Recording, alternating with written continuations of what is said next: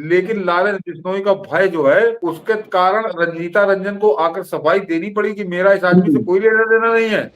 सलमान खान से इसका कोई लेना देना नहीं। वो मुंबई तक गया तब भी इससे नहीं मिला। वो ये बहिरंग वहां से वापस लौटा, लेकिन इसने बयानबाजी जो कर डाली और उसके बाद जो धमकी आई है, तो आज बता रहा है कि मलेशिया से धमकी आई है मनीष जी। अगर ये मुंबई जाता, उसके बाबा सिद्दीकी के लड़के से भी मिल के आ जाता, क्या कहा क्या नहीं, क्या बात खत्म हो जाती। लेकिन जो ये नेता बनने लगा और उस नेतागिरी की जो हवा निकाली है लारेंस बिश्नोई के उस फोन कॉल ने, वो आप लोग सुन चुके हो। पूरा खान गैंग जो है, देखिए कैसे मुर्दरी छाई हुई है। उसको दिवाली उसकी समझ में नहीं आ रही, क्योंकि उनकी तो मुहर्रम हो गई, हो उनकी मुहर्रम हो गई, उनका तो पता नहीं अगले दिवाली तक होगा क्या।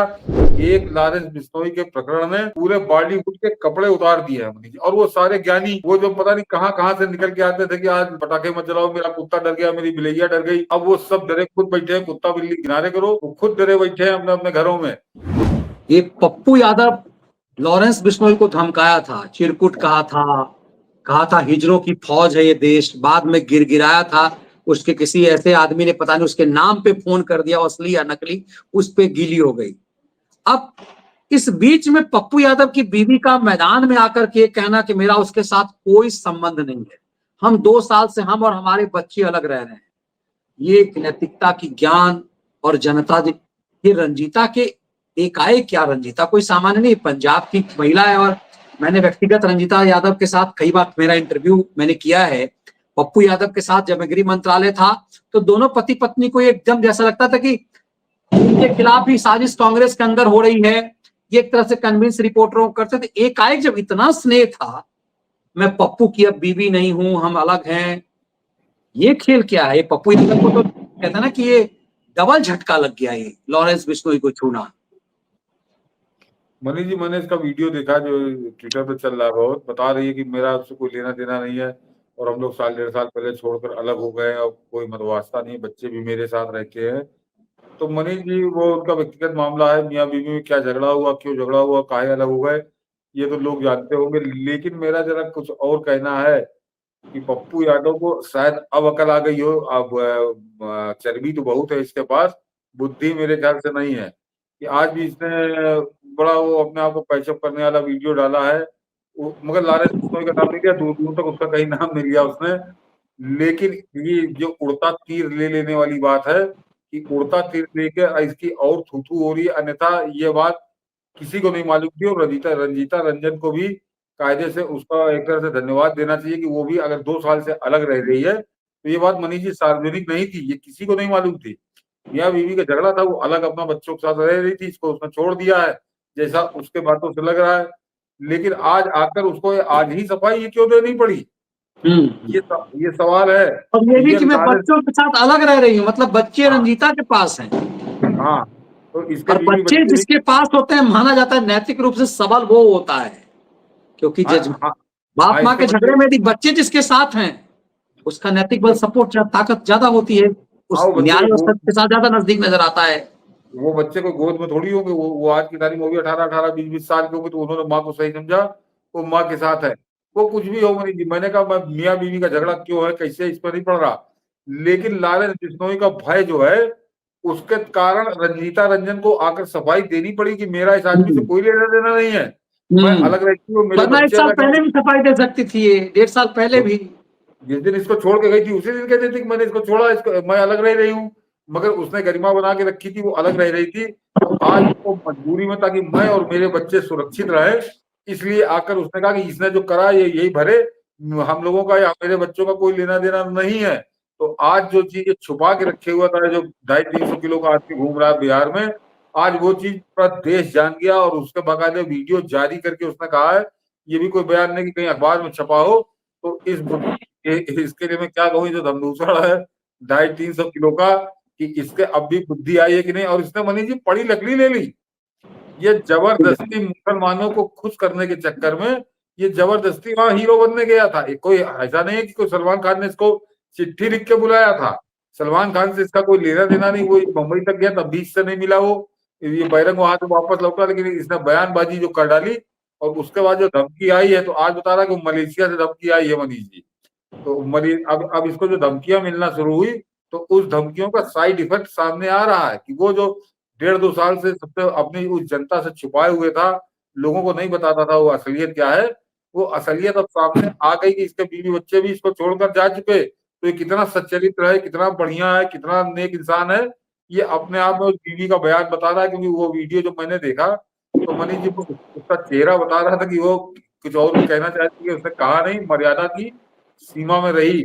तो पप्पू यादव के लिए आज ये दूसरा तमाचा है उसके मुंह पर कि जो जबरदस्ती, अगर ये बंबई जाता उसके बाबा सिद्दीकी के लड़के से भी मिल के आ जाता, क्या कहा क्या नहीं, क्या बात खत्म हो जाती। लेकिन जो ये नेता बनने लगा और उस नेतागिरी की जो हवा निकाली है लॉरेंस बिश्नोई के उस फोन कॉल ने, वो आप लोग सुन चुके हो। तो अब ये समझिए कि जो आदमी क्या कहूं उसके लिए कि मट्टी के जो शेर होते हैं वो ऐसे ही इसी तरह से डरडरा के गिरते हैं जैसे ये गिरा है पिछले 2 दिन के अंदर। और अब इसको ये महंगा पड़ रहा। अब ये बीवी बच्चों के बारे में क्या बोलेगा आपने? नहीं तो ये मैसेज तो मुझे लग रहा है और दूसरे बॉलीवुडियों को भी जा रहा होगा लॉरेंस बिश्नोई का मामला। इस पूरे सार ये समझ में आता है कि तुष्टीकरण के वोट के लिए हमारे नेता किस हद तक जाते हैं, और ये बॉलीवुडिया गैंग के लोग जो दीपावली पर जो उनकी टोपी, हाँ बॉलीवुड में तो पूरा खान गैंग जो है, देखिए कैसे मुर्दरी छाई हुई है। उसको दिवाली उसकी समझ में नहीं आ रही, क्योंकि उनकी तो मुहर्रम हो गई, वो उनकी मुहर्रम हो गई, उनका तो पता नहीं अगले दिवाली तक होगा क्या। तो ये एक दूसरे से मातम कर रहे हैं और ये किस तरह सनातनियों को अपमानित कर रहे हैं। वो ये मुझको तुतले भी आ रहा मनीष जी। वो तुतला जो है, वो तुतला जो थूक थूककर बोलता तो भजुआ भर थूक और दूसरे सामने वाले फेंकता है, जावेद अख्तर। वो बड़ा ज्ञान दिया करता था, हिंदू मुस्लिम एकता हो, गंगा जमनी तहजीब, वो फलाना, मैं तो लखनऊ का हूँ। कहाँ है आज दीपावली को क्यों मुर्दे से शांत लेटा हुआ है? तो ये आपने आप में एक लॉरेंस बिश्नोई के प्रकरण ने पूरे बॉलीवुड के कपड़े उतार दिए हैं मनीष जी। और वो सारे ज्ञानी, वो जो पता नहीं कहाँ कहाँ से निकल के आते थे कि आज पटाखे मत जलाओ, मेरा कुत्ता डर गया, मेरी बिलैया डर गई। अब वो सब डरे खुद बैठे हैं, कुत्ता बिल्ली किनारे करो, वो खुद डरे बैठे हैं अपने अपने घरों में। तो ये पूरा प्रकरण जो है ये बता रहा है कि मूलतः बॉलीवुड जूताखोर है। जब जूता उस पर चलने लगता है तो वो बिल्कुल एकदम शुद्ध रहता है। और जैसे इनको आजादी मिलती है, जैसे यूपीए के समय मिली हुई थी, तो ये बहकते हैं। तो अभी इन पे जूता चल रहा है, जो ठीक रहेंगे। बिल्कुल। और ये किस तरह से फरेब था, किस तरह से आपको मूर्ख बनाया जाता। सोचिए ये नायक बनते थे और हाँ किस तरह से ये नायक बन करके बेसिकली कई बार ये समझ में आता है कि इन खानों को इसीलिए नायक बनाए थे ताकि सनातनी महिलाओं के हृदय स्थल पर इन हाँ जिहादियों को नायक बनाया जा सके। आपने बहुत अच्छी लाइन पिछले दिनों लिया था, मैंने कहा मैंने शॉर्ट्स बनाया, उससे ज्यादा साझा कीजिए कि कैसे बॉलीवुड से हीरोइन को गायब किया गया और इन खानों को नायक बनाया गया ताकि सामान्य महिलाएं इन्हीं जिहादियों को अपना नायक मान ले, अपनी रियल लाइफ में ऐसे को ही अपना हीरो मान ले, हाँ रियल लाइफ के इन फर्जी फ्रॉड सेकुलरों को लेकर। तो इसे बहुत गहराई से समझने की जरूरत है कि क्या कुछ आपके साथ और हमारे साथ षड्यंत्र इस बॉलीवुड के माध्यम से, सलीम जावेद के जोड़ियों के माध्यम से, दाऊद इब्राहिम के प्रभाव में किया गया। एक लॉरेंस के आया, ये सब बौखला गए, बौखला गए। और ये समझिए धोखे की टट्टी चल रही थी, कांग्रेसी सरकारों के दम पे चल रही थी कि एक लॉरेंस बिश्नोई जो जेल में बंद है 9 साल से, उसके धमकी से और 2 बार गोली चलवा देने से पूरा बॉलीवुड सहमा बैठा है। वो जो इनका बाप वहां बैठा कराची में आनंद ले रहा है, दाऊद इब्राहिम, उसकी सिट्टी बिट्टी गुम है। तो ये सोच लीजिए कि थे कुछ नहीं, लेकिन इन्होंने कैसा भय का माहौल खड़ा किया और सरकारी सहयोग से, कांग्रेसी सहयोग से किया, और उसका नतीजा था। लेकिन वो इनका इनका जो ताना बाना था, धोखाधड़ी थी, वो अब सब ध्वस्त हो रही है। मेरे ख्याल से अगली दीपावली और शानदार होगी। बिल्कुल।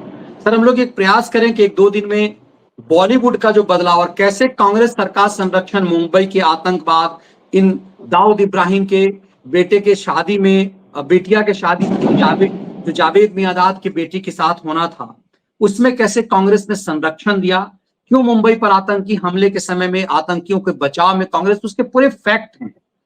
ये समझने की जरूरत है कि बॉलीवुड में इन्हीं भारत द्रोहियों को संरक्षण कांग्रेस के कारण क्यों मिला, और ये पार्टी कहती है कि हमने आजादी दिलाई। मुझे लगता है कि इस देश को परत दर परत समझने की जरूरत है, और इसीलिए प्रधान आपने बहुत अच्छा इशारा किया कि 25 साल की बात पीएम मोदी ने क्यों की, तब तक कि सब के सब खरपतवार की तरफ बह जाएंगे। बढ़ जाएंगे। और फिर मुझे लग रहा है कि आने वाला जो प्रधानमंत्री होगा उसके लिए वो मुश्किलें नहीं होंगी जो नरेंद्र मोदी जिन मुश्किलों पर चले हैं। बस